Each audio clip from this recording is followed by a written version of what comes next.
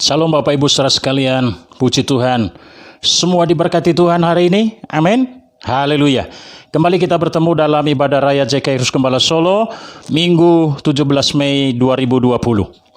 Kita akan merenungkan firman Tuhan yang hari ini saya ambil dari kitab Roma, yaitu Roma pasal yang ke-8 ayat 28. Firman Allah berkata demikian, kita tahu sekarang bahwa Allah turut bekerja dalam segala sesuatu untuk mendatangkan kebaikan bagi mereka yang mengasihi Dia, yaitu bagi mereka yang terpanggil sesuai rencana Allah. Sekali lagi saya baca ayat itu, kita tahu sekarang bahwa Allah turut bekerja dalam segala sesuatu untuk mendatangkan kebaikan bagi mereka yang mengasihi Dia, yaitu bagi mereka yang terpanggil sesuai rencana Allah. Nah, Bapak Ibu saudaraku yang dikasihi Tuhan, untuk memudahkan kita mencerna memahami ayat ini, saya coba ungkapkan beberapa ayat, beberapa terjemahan dari ayat ini.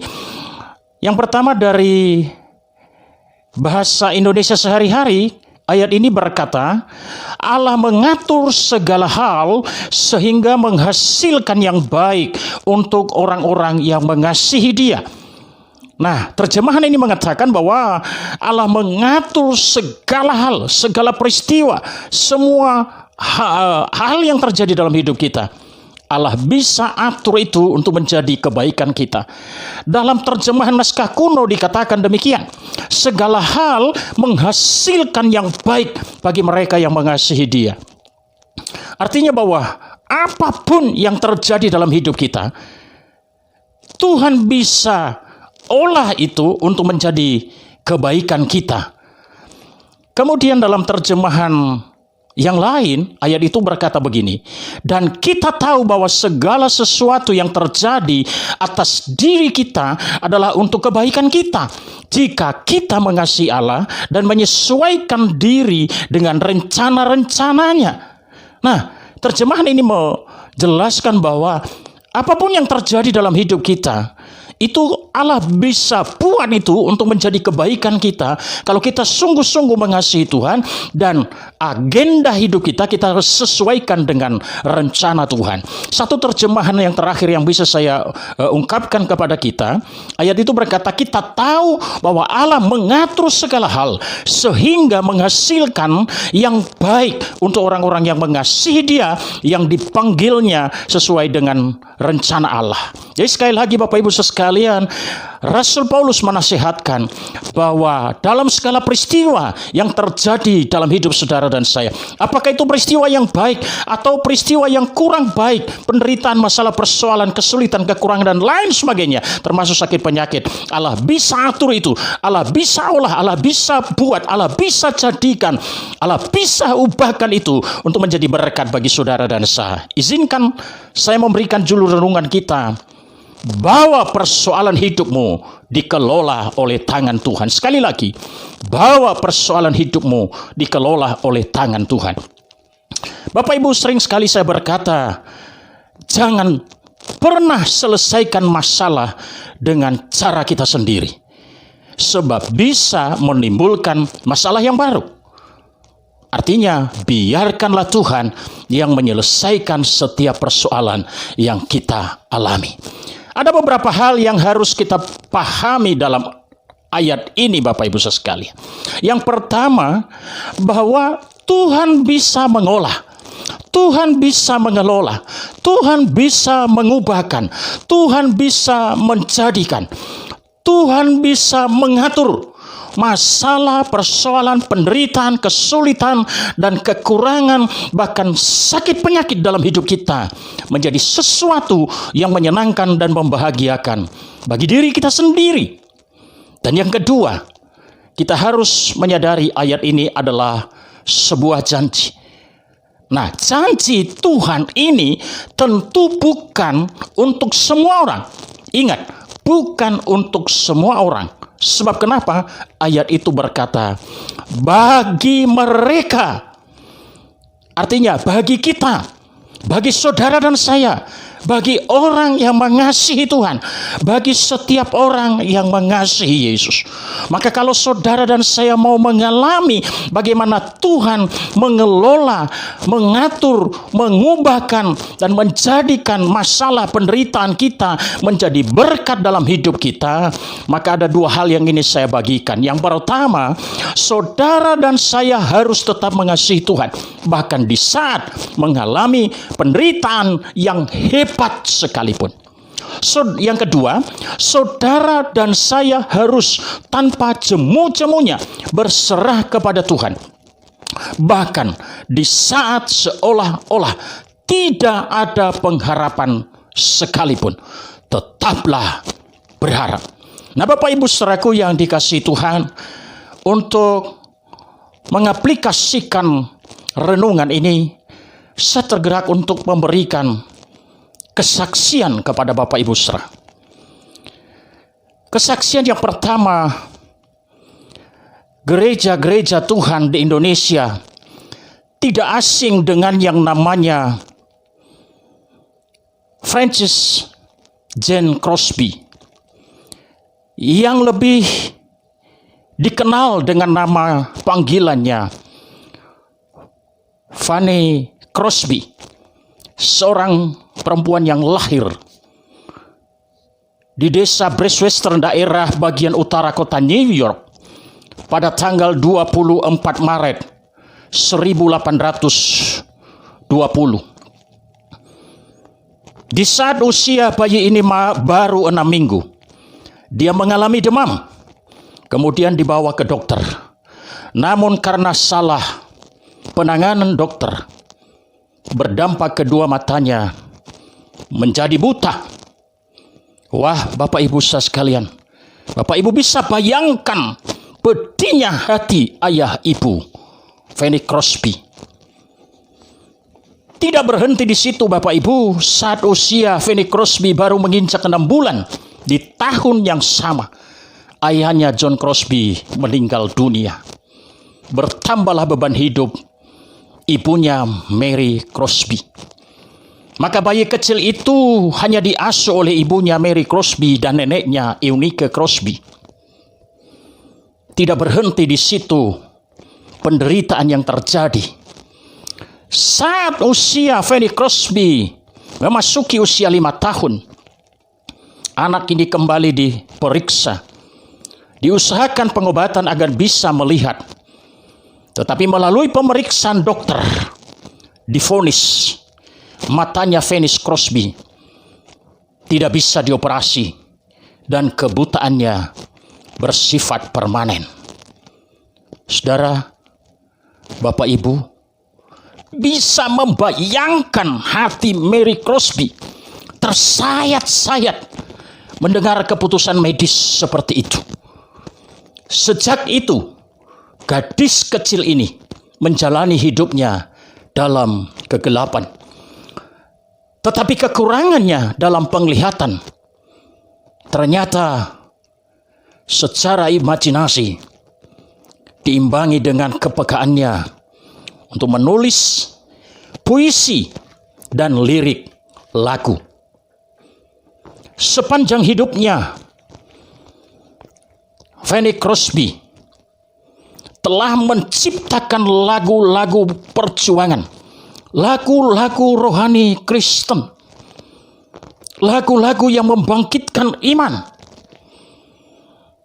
Dalam catatan sejarah kurang lebih sekitar 8.000 lebih lagu, dan terdapat 3 buku kumpulan puisi ciptaannya. Sampai akhir hidupnya di usia 95 tahun, Fanny Crosby meninggal pada tanggal 15 Februari 1915. Dia melihat kesuksesan yang Tuhan anugerahkan dalam hidupnya karena Tuhan telah mengatur kebutaannya. Tuhan telah mengubah penderitaannya menjadi kesukaan dalam hidupnya. Satu kali wartawan senior di Amerika Serikat menanyakan kepada dia, "Fanny Crosby, seandainya satu kali engkau bisa melihat, dan akhirnya engkau bisa bertemu dengan dokter yang melakukan kesalahan pengobatan sehingga engkau menjadi buta, apakah engkau akan mempidanakan dan memperkarakannya? Engkau akan menuntutnya untuk memasukkannya dalam penjara?" Bapak Ibu tahu jawaban Fanny Crosby? Dia berkata sebaliknya. Saya akan menemui dia dan berkata terima kasih karena dia telah dipakai Tuhan untuk membuat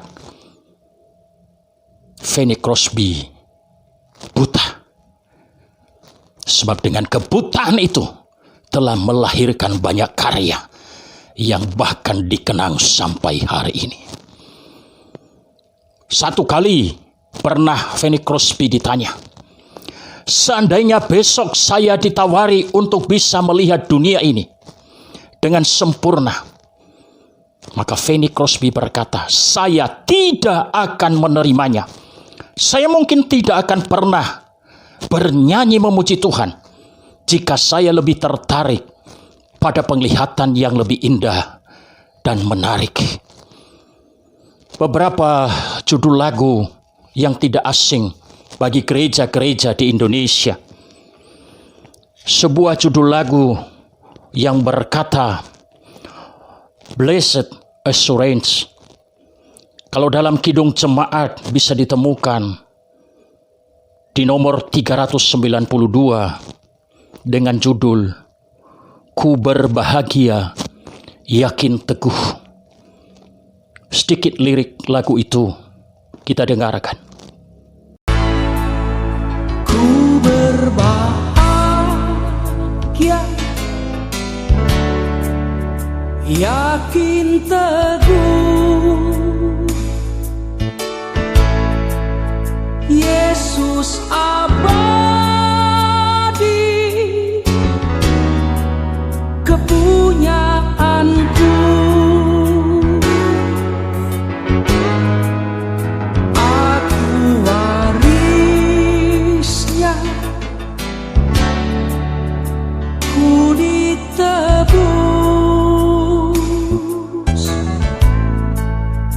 Ciptaan baru, Roh Kudus.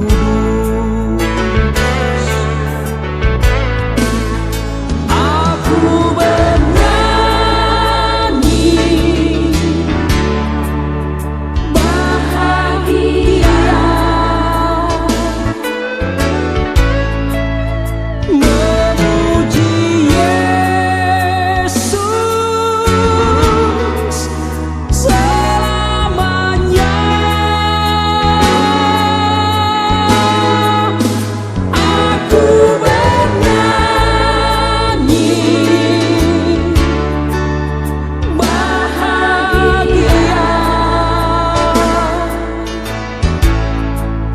memuji Yesus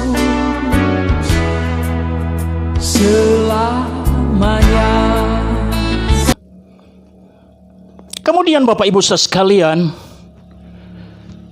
di tengah-tengah penderitaan yang sedang terjadi menimpa Fanny Crosby, pada tahun 1858, ia memutuskan untuk berumah tangga dan menikah dengan seorang musisi, tetapi seorang tunanetra yang bernama Alexander van Alstine. Dan pada tahun 1859, putri pertama mereka lahir. Tetapi putrinya meninggal dalam keadaan tertidur setelah lahir. Pedih rasanya secara manusia. Tetapi karena Fanny Crosby telah menyerahkan semua penderitaan baik yang sudah, sedang, dan akan dialaminya, sudah diserahkan kepada Tuhan. Di tengah-tengah kedukaan itu, Fanny Crosby terinspirasi menulis syair lagu. Safe in the arms of Jesus. Dalam kidung jemaat Bapak Ibu bisa menemukan di nomor 388 dengan judul Selamat di tangan Yesus. Selamat di tangan Yesus, aman pelukannya, dalam teduh kasih-Nya aku bahagia. Lagu merdu malaikat olehku terdengar, dari negeri mulia damai sejahtera. Selamat di tangan Yesus, aman pelukannya, dalam teduh kasih-Nya aku bahagia. Kesaksian kedua Bapak Ibu, yaitu kesaksian pribadi saya sendiri. Kesaksian ini sudah kesekian kali saya saksikan kepada Bapak Ibu, saudara sidang jemaat, bahwa pada Januari tahun 1997 saya putuskan untuk berumah tangga dan merencanakan untuk menikah dengan teman kuliah di sekolah tinggi teologi bernama Elis. Saya berjuang untuk meyakinkan keluarga orang tuanya di Bandung yang baru pindah dari Belawan. Puji Tuhan, setelah melalui liku-liku panjang, maka setelah mendapat restu sebagai lampu hijau, maka pada Sabtu 13 September 1997, kami langsungkan pernikahan kami di Solo dalam ibadah pemberkatan sederhana. Sejak itu saya dan istri komitmen berdoa bersama, minta punya anak, cukup 2. Yang pertama kami minta laki-laki, dan yang nomor 2 kami minta perempuan. Puji Tuhan, tepat tanggal 2 Desember 1998, anak kami yang pertama lahir seorang laki-laki, dan kami beri nama, sebuah nama yang sudah kami siapkan sejak kehamilan istri saya, yaitu Peter Chandra Alfadek Waruwu. Peter Chandra nama yang kami siapkan, nama yang tepat untuk seorang laki-laki. Alfadek adalah gabungan dari, Alfa ini adalah huruf pertama awal abjad, Dek ini adalah Desember, bulan kelahiran putra kami. Alfa itu sendiri merupakan gabungan dari Al, yaitu Elis dari nama istri saya, dan Fa dari nama saya. Kemudian kami sepakat segera punya anak nomor 2, kami kembali sepakat minta perempuan. Baik anak pertama maupun untuk anak kedua, kami tetap menyiapkan nama sesuai dengan jenis kelamin yang kami imani dan kami minta kepada Tuhan. Demikian saat kami minta nomor 2 ini perempuan, maka kami siapkan nama Anggi Kristianti dengan latar belakang saya rindu kelak anak saya bisa jadi artis. Kan gak salah. Sebab pada waktu itu sedang jaya-jayanya Krisdayanti. Sejak kehamilan untuk anak kami yang kedua, saya secara pribadi mengajukan beberapa permohonan kepada Tuhan. 1. Jenis kelamin yang kami minta adalah perempuan. 2. Anaknya putih biar kelihatan niasnya. Ya, gak apa-apa kan? 3. Rambutnya panjang, tebal, dan hitam. Permintaan aneh-aneh. 4. Cantik, minimal perpaduan papa mamanya. Ya, nggak salah lah mengajukan permohonan seperti itu. Tibalah pada hari yang dinantikan itu, anak kami nomor 2 lahir pada bulan Mei 2000. Bangganya saya luar biasa. Dan di ruang bersalin Rumah Sakit Brayat Minulyo Surakarta, saya berkata, sukacitaku penuh. Sehari kemudian, bayi kami bawa ke rumah dengan mempersiapkan keperluan baby yang perempuan. Sedikit berbeda dengan kakaknya karena jenis kelamin yang berbeda. Hari pertama hingga malam hari sampai siang hari esoknya, anak kami tenang, tidak ada keluhan. Tamu silih berganti memberi ucapan selamat. Sore hari menjelang maghrib, mulai si kecil kami merengek dan sedikit rewel, menangis, bahkan menangis agak keras. Semakin malam, rasa gelisah dan suhu badan juga naik. Berpikir mungkin karena cuaca di kota Solo sedikit agak panas. Semakin malam menjelang jam 21, kondisi semakin panas. Dan keputusan saya, kami harus segera membawa ke rumah sakit. Dan betapa kagetnya setiba di rumah sakit. Dokter memarahi kami karena panasnya sudah di atas 40 derajat Celcius. Infus sudah tidak bisa masuk. Saat itu saya teriak kepada Tuhan, anakku kenapa dijadikan kelinci percobaan, Tuhan? Dengan keterbatasan ekonomi saat itu, anak kami rawat di kelas 3. Tidak ada perubahan. Maka besoknya kami pindah ke kelas 2. Semakin tidak ada perubahan. Sehari semalam tidak tidur, menjaga.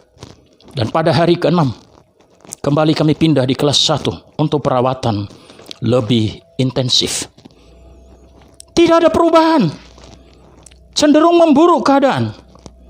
Saat itu saya bernazar kepada Tuhan bahwa kelak anak saya harus jadi hamba Tuhan. Baik dia mau maupun dia menolak, saya akan paksa dia jadi hamba Tuhan.